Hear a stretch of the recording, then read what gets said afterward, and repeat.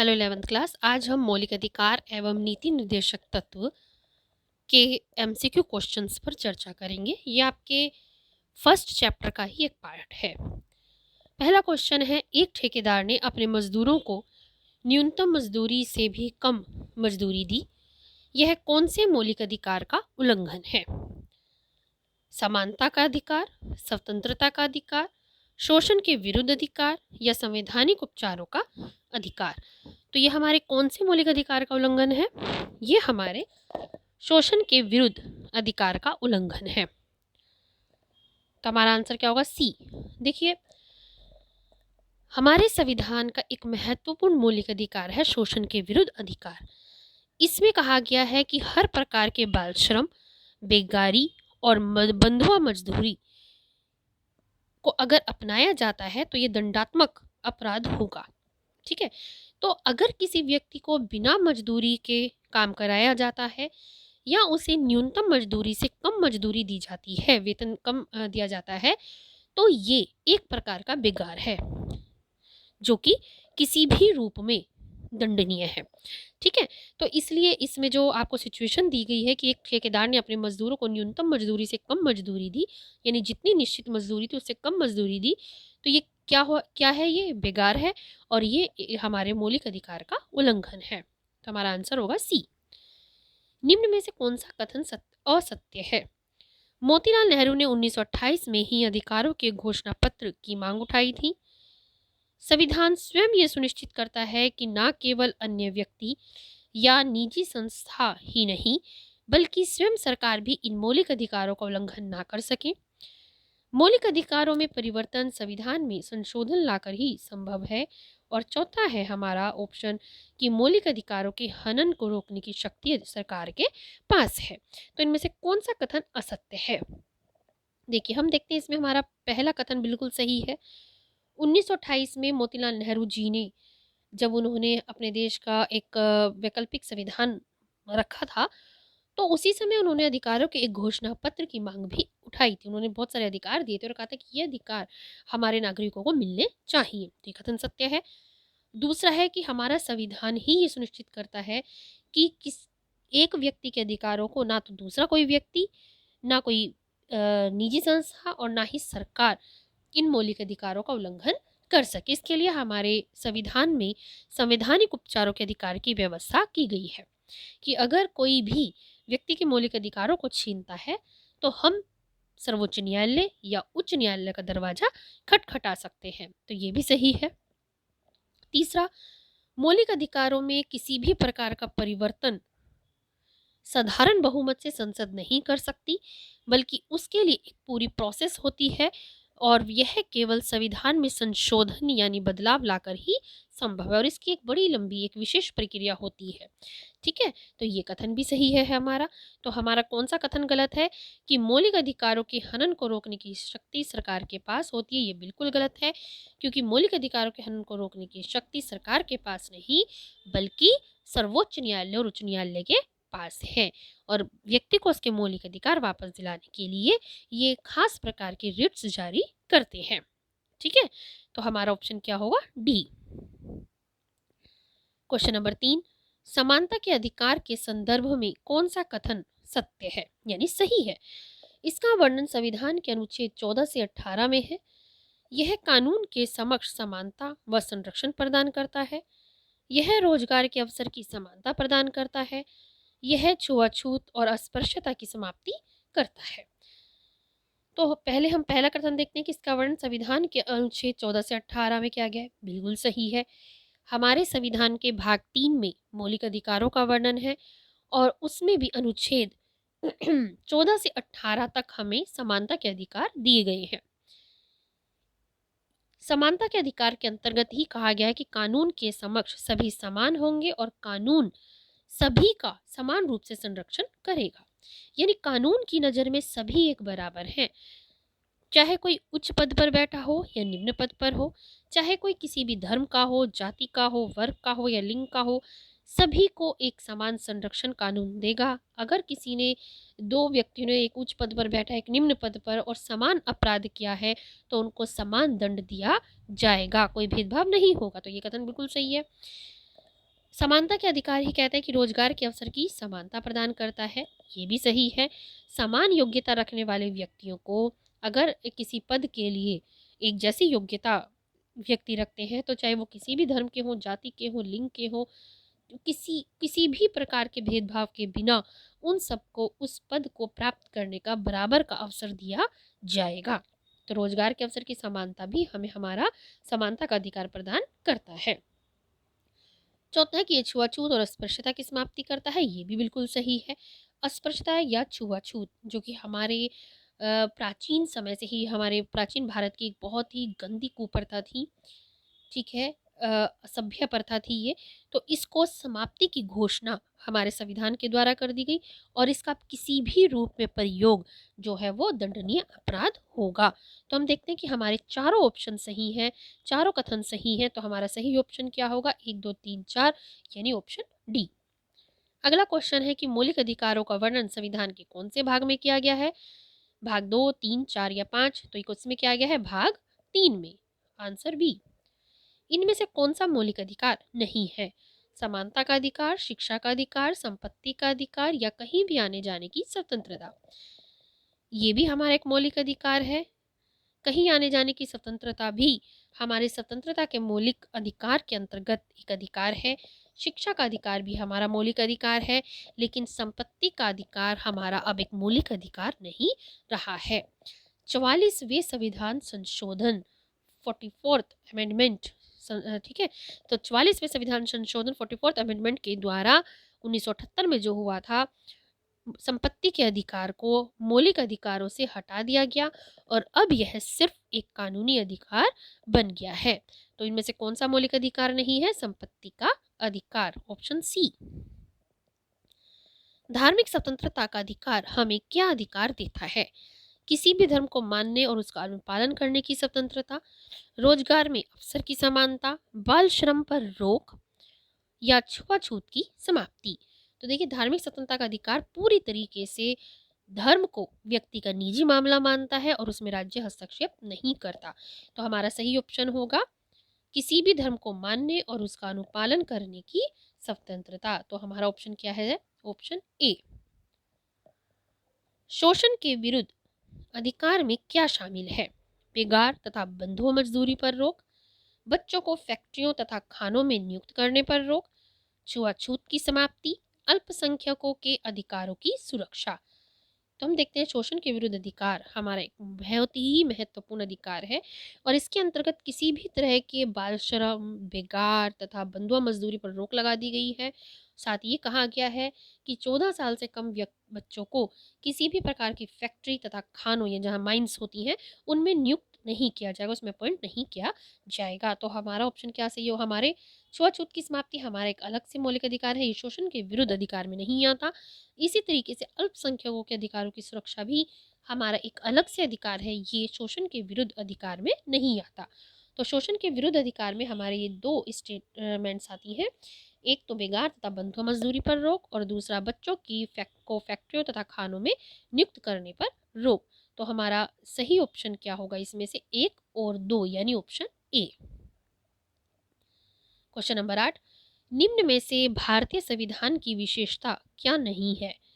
लिखित संविधान, संघात्मक शासन व्यवस्था, न्यायिक पुनर्वलोकन, संसद की संप्रभुता। तो हम देखते हैं ये भी हमारे संविधान की विशेषता है, क्योंकि हमारा संविधान एक लिखित संविधान है, इसे संविधान सभा के द्वारा बाकायदा लिखा गया है।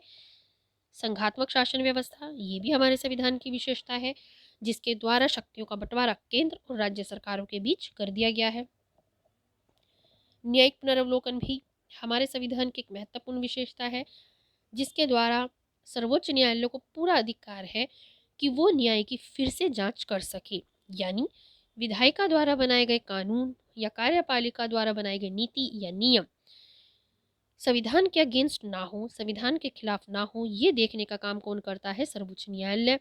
और अगर वो संविधान के खिलाफ है कानून या नीति नियम, तो ऐसे कानून और नीति नियमों को सर्वोच्च न्यायालय द्वारा रद्द कर दिया जाता है। ठीक है, इसे ही हम कहते हैं न्यायिक पुनर्वलोकन या न्याय की फिर से जांच। लेकिन हम देखते हैं कि संसद की संप्रभुता हमारे देश में नहीं है, हमारे संविधान के अंतर्गत इसका वर्णन नहीं किया गया। हमारे देश में संसद की संप्रभुता नहीं है, बल्कि संविधान संप्रभु है, संविधान सर्वोच्च है। ठीक है, तो हमारा ऑप्शन क्या होगा? ऑप्शन डी, जो गलत है। क्वेश्चन नंबर 9, मौलिक अधिकारों का निलंबन, निलंबन यानी सस्पेंशन, उनको रद्द कर देना, सस्पेंड कर देना कुछ समय के लिए, किसके द्वारा किया जा सकता है?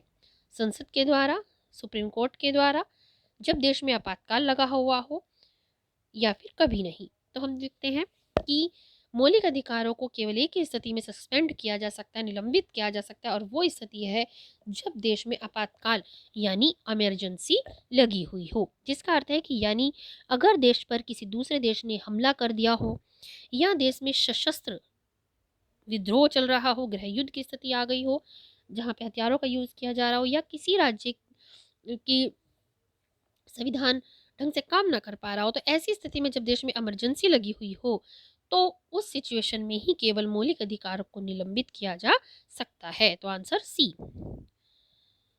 अनुच्छेद 18 के अंतर्गत उपाधि प्रदान करने पर प्रतिबंध है, लेकिन ऐसे कौन से क्षेत्र हैं जिनमें राज्य द्वारा गौरवपूर्ण उपलब्धि हासिल करने पर उपाधि दी जा सकती है? सेना, शिक्षा, कला जगत। ठीक है, ये इसकी तुम्हारे ऑप्शन दिए गए। तो अब हम देखते हैं कि अनुच्छेद 18 जो कि समानता का एक अधिकार है, उसमें कहा गया है कि सरकार किसी भी प्रकार की उपाधि या टाइटल नहीं देगी। क्योंकि क्या होता था कि ब्रिटिश सरकार के अधीन किसी भी व्यक्ति को कोई भी टाइटल दे दिया जाता था, और ये उम्मीद की जाती थी कि वो ब्रिटिश सरकार के अधीन रहकर काम करेगा। तो हमारे संविधान के द्वारा इस प्रकार की उपाधि प्रदान करने पर पूरी तरीके से रोक लगा दी गई है।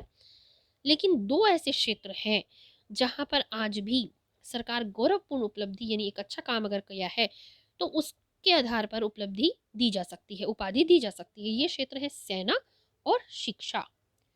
केवल सेना और शिक्षा के मामले में ही गौरवपूर्ण उपलब्धि हासिल करने पर उपलब्धि उपाधि दी जा सकती है। तो हमारा सही ऑप्शन क्या होगा?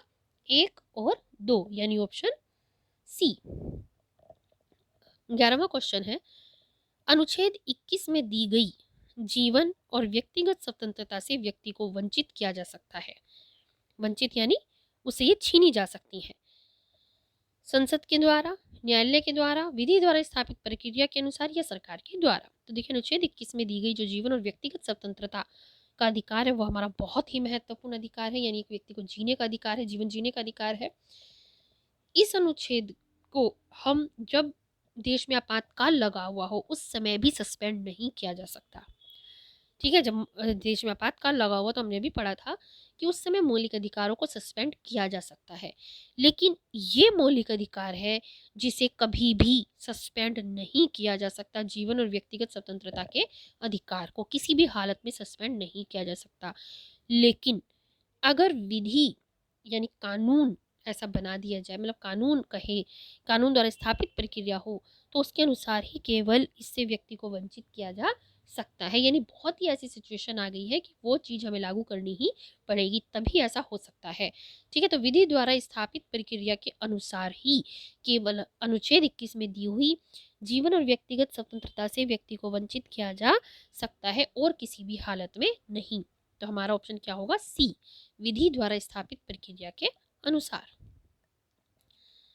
क्वेश्चन 12, एक सिचुएशन तुम्हें दी गई है कि सरकार द्वारा वंचित वर्गों को शिक्षा और नौकरी में उम्र और फीस संबंधी विशेष छूट दी जाती है। ऐसा किस प्रावधान के अंतर्गत किया जाता है? वंचित वर्ग यानी हमारे जो एससीज हैं, एसटीज हैं, ओबीसी हैं, इनको शिक्षा और नौकरी में कुछ उम्र, एज को लेकर और फीस को लेकर छूट दे दी जाती है। ऐसा किस प्रावधान के अंतर्गत है? आरक्षण संबंधी प्रावधान, सार्वभौमिक वयस्क मताधिकार, धार्मिक स्वतंत्रता का अधिकार, या स्थानीय स्वशासन का प्रावधान। तो हम देखते हैं कि ये किसके अंतर्गत है? आरक्षण संबंधी प्रावधान के अंतर्गत। क्योंकि आरक्षण संबंधी प्रावधान समानता के अधिकार को ही स्थापित करने का एक तरीका है। हमारे देश में बहुत से वर्ग ऐसे थे जिन्हें वंचित वर्ग की सूची में रखा गया है, जिन्हें न्याय नहीं मिला था, और उनके साथ उच्च जाति मानी जाने वाली जातियों ने काफ़ी दुर्व्यवहार उनके साथ किया था। तो उनको भी, उन्हें उस समय शिक्षा का और रोजगार में आने का, राजनीति में आने का उचित अवसर नहीं मिल पाया था। तो जब हमारा देश आज़ाद हुआ, तो क्योंकि समानता हमारा एक महत्वपूर्ण आदर्श था, उस समानता को सही मायने में स्थापित करने के लिए इन वंचित वर्गों को कुछ विशेष छूट दी जाती है, उसे ही हम कहते हैं आरक्षण संबंधी प्रावधान, और ये समानता को स्थापित करने के लिए ही किया गया है। ठीक है, तो हमारा आंसर क्या होगा? आरक्षण संबंधी प्रावधान, आंसर ए। मौलिक अधिकार एक लोकतंत्र की आधारशिला होती है। आप इस कथन से सहमत हैं, असहमत हैं या कह नहीं सकते? तो हम इस कथन से पूरी तरीके से सहमत हैं, क्योंकि अगर जनता को मौलिक अधिकार नहीं दिए जाएंगे तो वहाँ वो लोकतंत्र नहीं टिक पाएगा। ऐसी स्थिति जहाँ पे जनता के पास अधिकार नहीं होते, उसे हम क्या कहते हैं? तानाशाही। ठीक है, तो एक लोकतंत्र की जो नींव है वो मौलिक अधिकार ही होते हैं। तो आंसर ए। सच्ची स्वतंत्रता का क्या अर्थ है?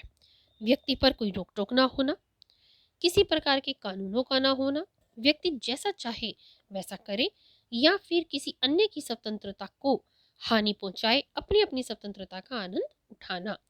तो सच्ची स्वतंत्रता क्या होगी? ऑप्शन 4, कि किसी दूसरे की स्वतंत्रता को हम हानि पहुंचाए बिना अपनी स्वतंत्रता का उपयोग करें, वही सच्ची स्वतंत्रता है।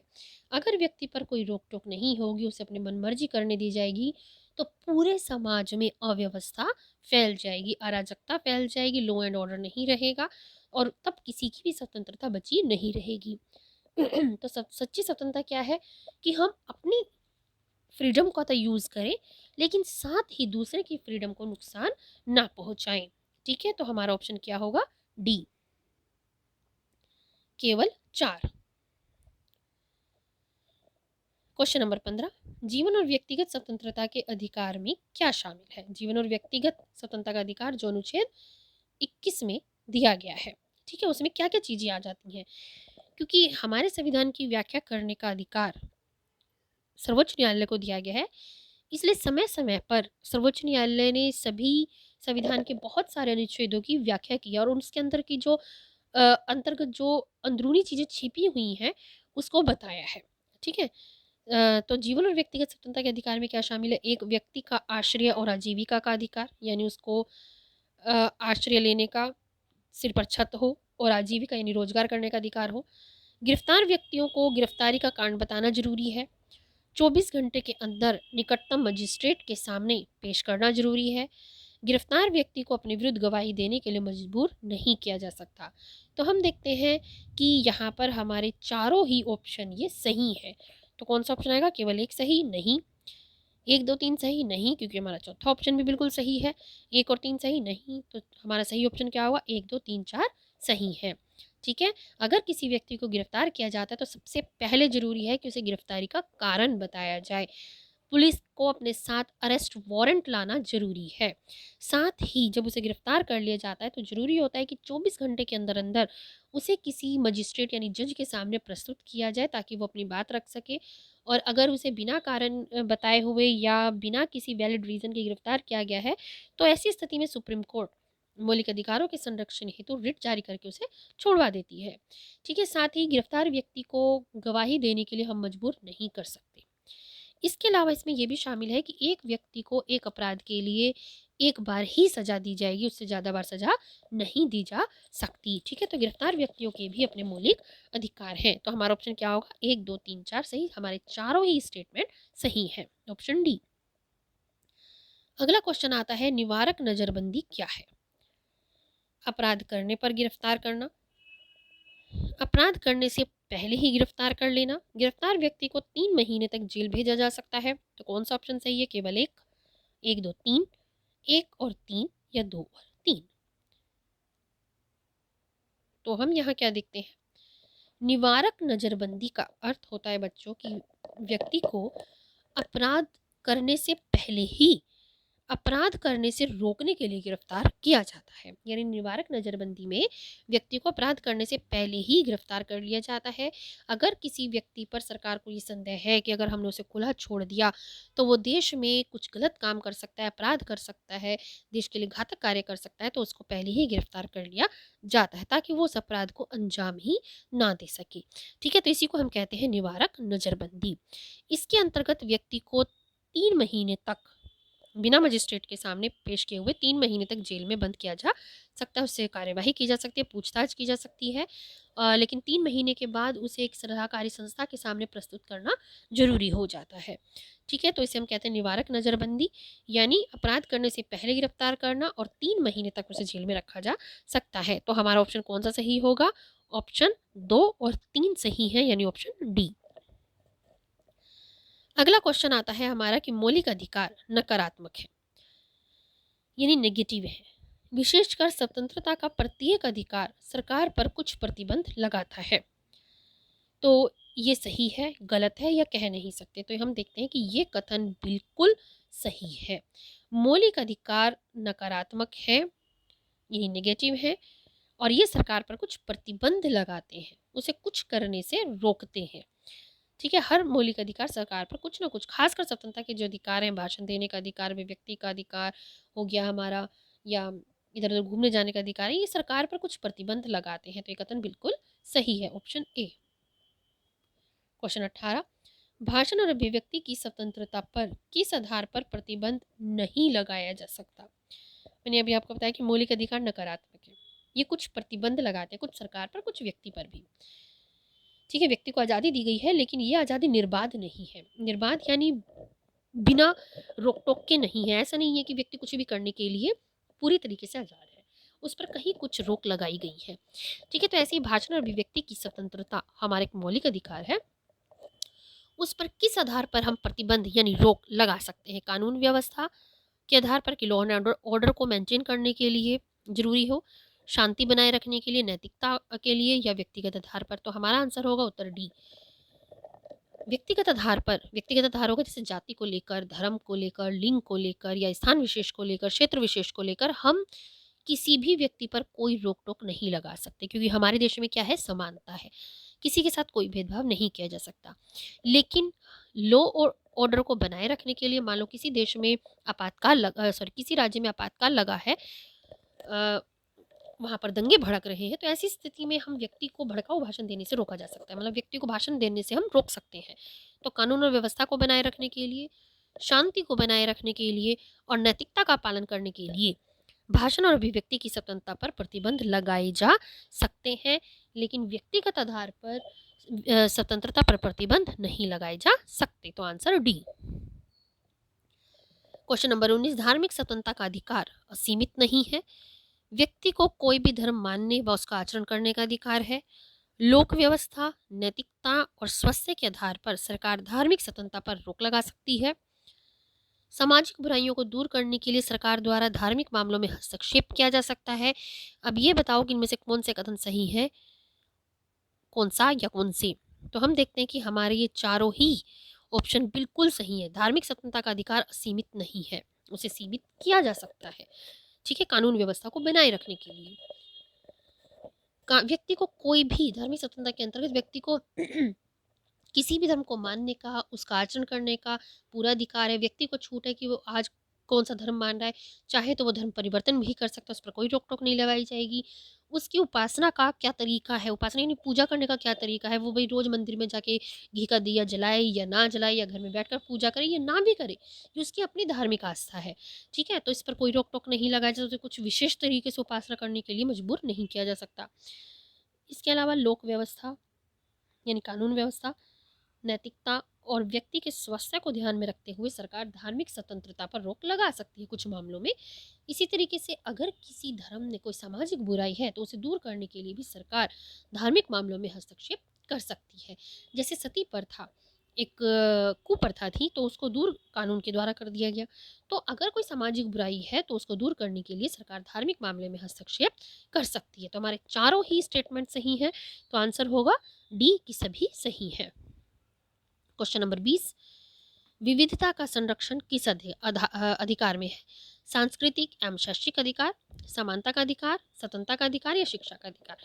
विविधता, आप जानती हैं हमारे देश में कई प्रकार की विविधता है। बहुत से धर्मों के लोग भी रहते हैं, बहुत से जाति के लोग भी रहते हैं, बहुत से हमारे यहाँ पे कोई धर्म है तो बहुसंख्यक भी है, तो बहुत सारे धर्म अल्पसंख्यक भी हैं।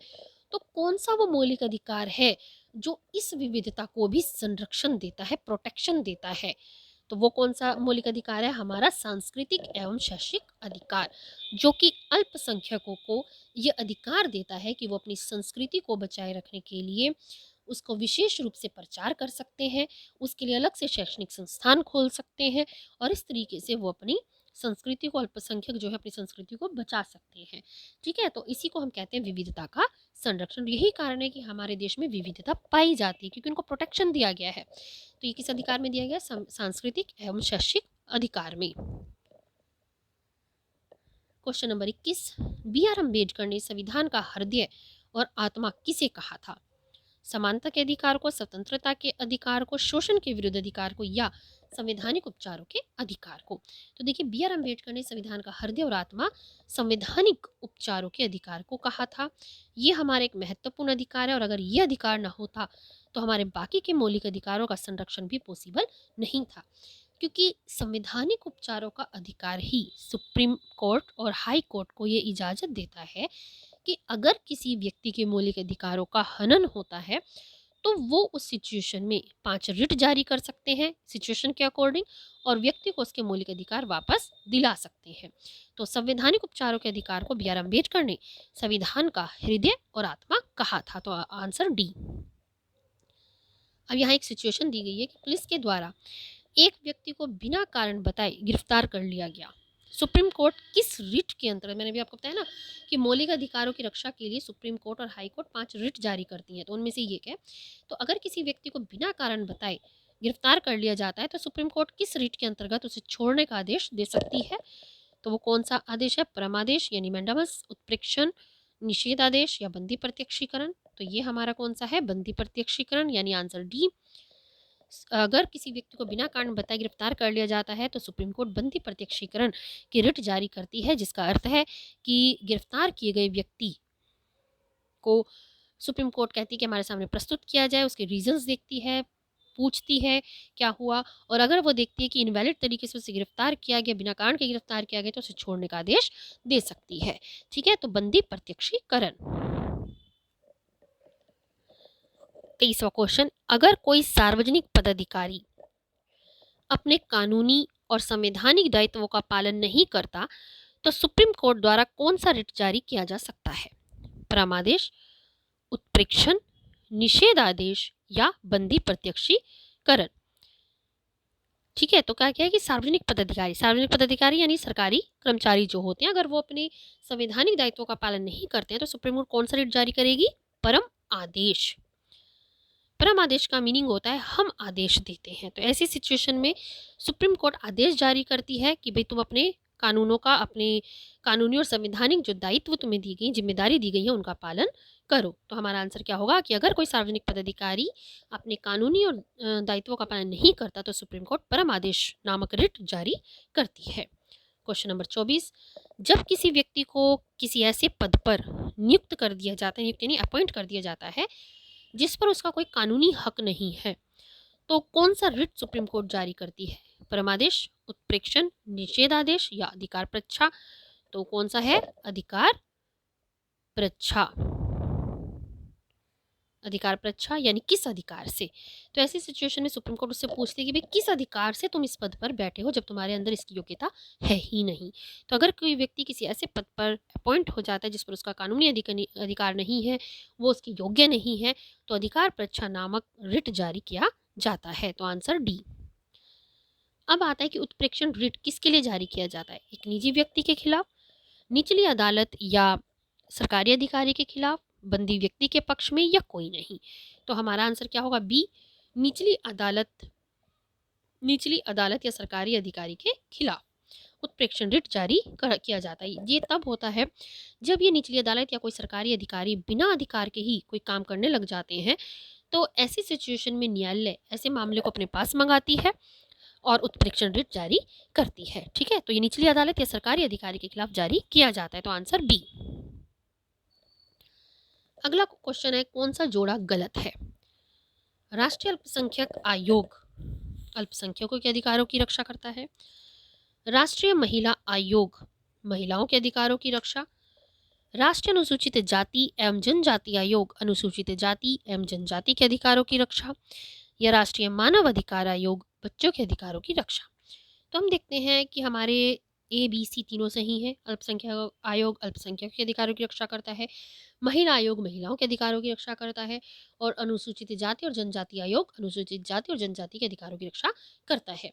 लेकिन राष्ट्रीय मानव अधिकार बच्चों के अधिकारों की नहीं बल्कि सभी मनुष्यों के अधिकारों की रक्षा करता है। सन 2000 में राष्ट्रीय मानव अधिकार आयोग का गठन किया गया ताकि मनुष्य के मौलिक अधिकारों की और दूसरे अधिकारों की रक्षा की जा सके, और कहीं पर अगर इनका हनन होता है तो उसके लिए राष्ट्रीय मानव अधिकार आवाज उठाता है। तो हमारा ऑप्शन क्या होगा? Option D. अब रिट कौन जारी करता है? संसद, सरकार, राष्ट्रपति या सुप्रीम कोर्ट और हाई कोर्ट? अब तक तुम्हें समझ में ही आ गया होगा। रिट सुप्रीम कोर्ट और हाई कोर्ट जारी करते हैं। ये कब जारी किए जाते हैं? जब किसी व्यक्ति के मौलिक अधिकारों का हनन होता है तो संवैधानिक उपचारों के अधिकार के अंतर्गत सुप्रीम कोर्ट और हाई कोर्ट उस व्यक्ति के मौलिक अधिकारों की रक्षा के लिए रिट जारी करते हैं। तो आंसर डी। क्वेश्चन नंबर 28, नीति निर्देशक तत्वों के संदर्भ में क्या सत्य नहीं है? एक, ये भाग 4 में वर्णन है, ये वाद योग्य है, जन कल्याण हेतु राज्यों को दिए गए निर्देश हैं, और मौलिक अधिकारों की अपेक्षा इनका दायरा विस्तृत है। तो हम देखते हैं कि नीति निर्देशक सिद्धांतों का वर्णन संविधान के भाग 4 में किया गया है। ठीक है, तो हमारा ये ऑप्शन बिल्कुल सही है। ये जो नीति निर्देशक सिद्धांत है ये राज्यों को दिए गए निर्देश हैं जन कल्याण के लिए, ताकि जनता का सामाजिक आर्थिक क्षेत्र में जन कल्याण हो सके। इसलिए राज्यों को दिए गए निर्देश हैं कि भाई जब तुम अपनी नीतियां बनाओ, जब तुम अपने कानून बनाओ, तो इन निर्देशों को ध्यान में रखो। तो हमारा सी ऑप्शन भी बिल्कुल सही है।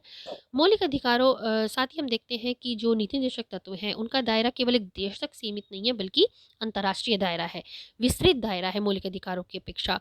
ये विश्व शांति की बात करते हैं, जबकि मौलिक अधिकार केवल देश के नागरिकों तक ही सीमित है। ठीक है, तो हम क्या देखते हैं कि ये मौलिक अधिकारों की अपेक्षा इनका दायरा विस्तृत है। तो तीसरा ऑप्शन भी सही है। हमारा बी ऑप्शन गलत है, ये वाद योग्य है, ये गलत है। ये नीति निर्देशक तत्व जो है वो वाद योग्य नहीं है।